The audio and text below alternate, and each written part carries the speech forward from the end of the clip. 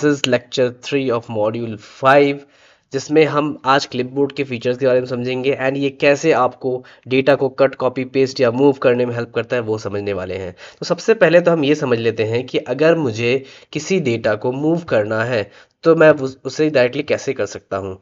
For example एक एक example लेके चलते हैं हम, जस्ट सेकेंड, कि लेट्स से मुझे इस डेटा को जो यहाँ पे है वो इसके साथ अलाइन नहीं हो रहा है, ये जो टेबल है इसके साथ अलाइन नहीं हो रहा है। तो मैं चाहता हूँ ये जो A2 सेल का डेटा है वो यहाँ आ जाए एंड सिमिलरली ये जो J2 सेल का डेटा है वो कहाँ आ जाए, K2 पे आ जाए। तो इसके लिए सिंपली करना क्या है, जिस भी सेल के डेटा को आप मूव करना चाहते हैं उस पर आप अपने कर्सर को क्लिक कीजिए यानी सेलेक्ट कीजिए।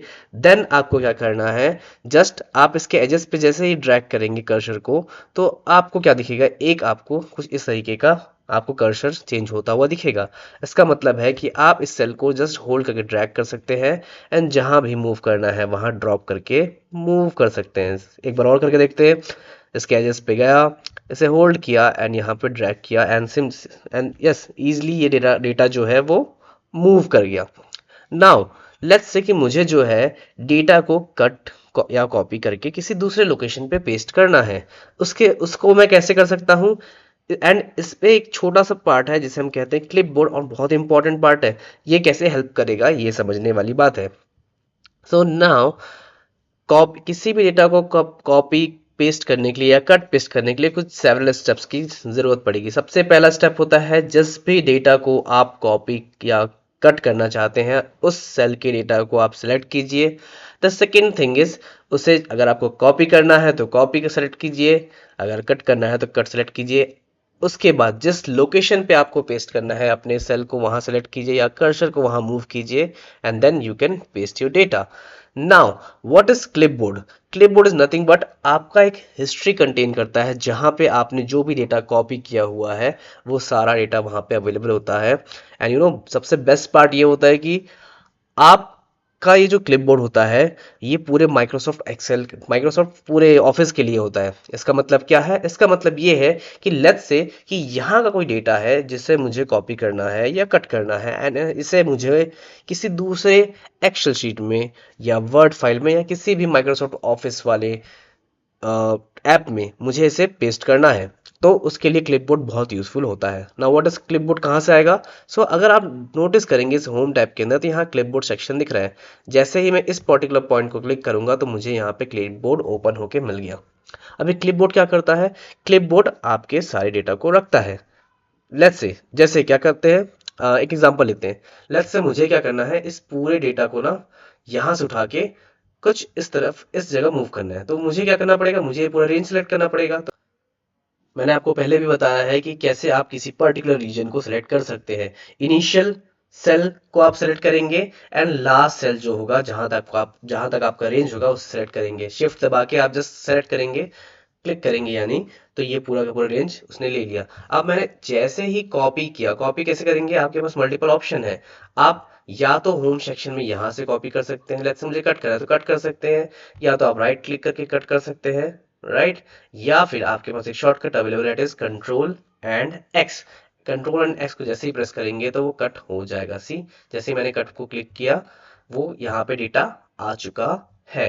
एंड पहला स्टेप हमारा हो गया कि हमने रेंज सेलेक्ट कर लिया जो हमें कट करना है और हमने कट को भी प्रेस कर लिया, that is our second step. Now और थर्ड स्टेप पे जहां हमें पेस्ट करना है उसे सेलेक्ट करेंगे तो हमें इस पर्टिकुलर रीजन में पेस्ट करना है। मुझे पूरा रीजन सेलेक्ट करने की जरूरत नहीं होती है, वो ऑटोमेटिकली जो एक्सेल है वो अपना रीजन बना लेता है। Okay, so I just need to just right click, paste, या फिर मैं यहां से भी क्या कर सकता हूँ, पेस्ट कर सकता हूँ।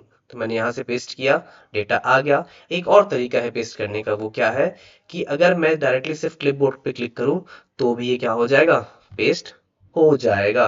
सो आई होप आपको ये चीज समझ में आ गई कि कैसे कट पेस्ट होता है। नाउ ये जो क्लिपबोर्ड मैंने आपको बताया, अभी क्लिपबोर्ड यूजफुल कैसे हो पा रहा है, ये क्लिपबोर्ड यूजफुल ऐसे हो पा रहा है कि जैसे कि आप नोटिस करेंगे कि अगर मैं let's say word file open करता हूँ, जैसे मैंने वर्ड फाइल ओपन किया तो आपको ये सेक्शन यहाँ भी दिख रहा है। जैसे मैंने इस पर्टिकुलर पार्ट को क्लिक किया तो आपको यहाँ पे क्या दिख रहा है, यहाँ पे आपको क्लिपबोर्ड में सेम डेटा अवेलेबल दिख रहा है जो कि मैंने क्या किया था, आपके एक्सेल शीट से क्लिक लिया था। तो मैंने जैसे इस पे क्लिक किया, इसने ऑटोमेटिकली पूरा डेटा उठाया और यहाँ पेस्ट कर दिया in the same format. Correct. तो सर ये क्या क्लिपबोर्ड हमेशा यहाँ रहेगा? नहीं, ये हमेशा रखने की जरूरत नहीं है। ये आपको मैंने इसके फीचर को बताने के लिए बताया, इस फीचर को बेसिकली आपको समझाया। नाउ आपके पास ऑप्शन है कि आप किसी पर्टिकुलर जो क्लिपबोर्ड का आइटम है उसे डिलीट भी कर सकते हैं। अदरवाइज क्या होगा कि ये 24 आइटम्स कंटेन कर सकता है। उसके बाद वो 25th आइटम में ऑटोमेटिकली आपसे पूछेगा कि क्या मैं लास्ट वाला डेटा हटा दूं। करेक्ट। तो वो आपको ऑटोमेटिकली पूछ लेगा, है ना। ये समझ में आ गया। एंड क्या ये सिर्फ और सिर्फ एक्सेल के या फिर माइक्रोसॉफ्ट ऑफिस की डेटा के जो मैंने कॉपी किया सिर्फ उसे कंटेन करेगा? नहीं। आप अपने लैपटॉप या फिर सिस्टम पे जहां पे भी डेटा कॉपी कर रहे होंगे या कट कर रहे होंगे वो यहाँ पे वो ऑटोमेटिकली लेगा। अब एक एग्जांपल समझते हैं। लेट्स से मैंने इंटरनेट पे क्या किया, मैंने इंटरनेट पे एक इमेज है, जैसे ये इमेज है एंड मैंने इसे कॉपी किया।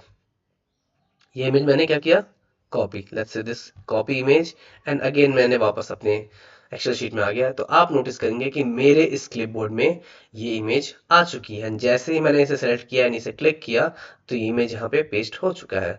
Now about resizing the image, image कैसे रीसाइज होती है ये एक अलग ही टॉपिक है, वो हम बाद में अलग से देखेंगे। डेफिनेटली मैं इसे कवर करूंगा। सो आई होप आपको क्लिपबोर्ड का फीचर समझ में आ गया होगा एंड कैसे हम कट कॉपी पेस्ट मूव कर सकते हैं with the help of clipboard, ये भी आपको अच्छे से क्लियर हो गया होगा। So with this I am ending up this particular lecture. Will meet you in the upcoming lectures. Till then bye bye, have a good day.